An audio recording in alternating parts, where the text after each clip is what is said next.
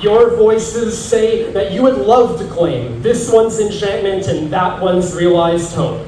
They must cup their ears, though, to hear you, as you sound distant from the other side of the river. If you'd stood in that spot, you would not forget to factor in the transactional nature of reality there, where nothing is simply found, achieved, or had. It's all bought with time, pain, integrity, and yes, occasionally cash. That's why the ones to whom you sing praises on the opposite side of the river only stare back, slouch, and get that faraway look in their eyes when they hear you. It's not ingratitude.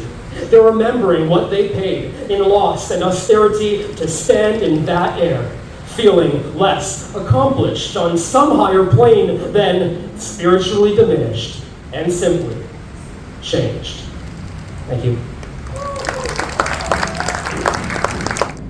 I've discovered the importance of trusting inner perceptions more often, without leaning so heavily on external forces disorienting my compass so easily. And that took quite a journey, going down old roads in a dark Impala to parts unknown, where I first found how untrustworthy my mind can be, and grew the filtering gene, giving me an awareness of the need for considering whether each thought is level, or if I've again become mentally tilting. Thank you.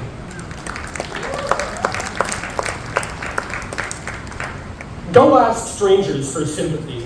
You've never let them down. Can still be the ideal picture of humanity in which they believe, and there's no fermented history, bloating a friendship's mulberry-colored corpse until it bursts.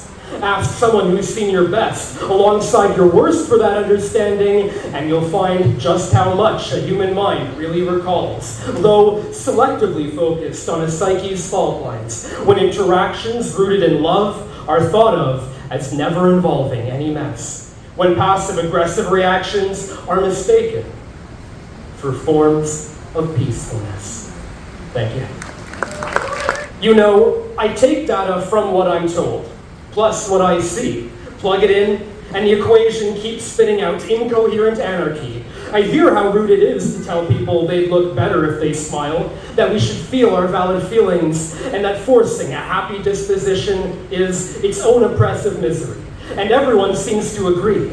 But I still see the biggest indicator of success in sizable social circles being how constantly you can portray a toy's icy layers of permanent joy. I must have missed the part in Winnie the Pooh where Eeyore eats the right apple, learns shame for his temperament, and then finally attains a state of worth. Perhaps I never unheard a past partner casually proclaim justification for my exclusion at work by saying how lately I had been really depressed. And maybe Batman will appear an even darker, more malevolent creature of the night if the Joker successfully fills the atmosphere with low enough levels of his laughing gas that everything gets a bit more pleasant, though not strange enough to actually stop and listen when someone says, "Wait, something is different." Thank you. The cool side of the pillow is nice. Refreshing even, at first.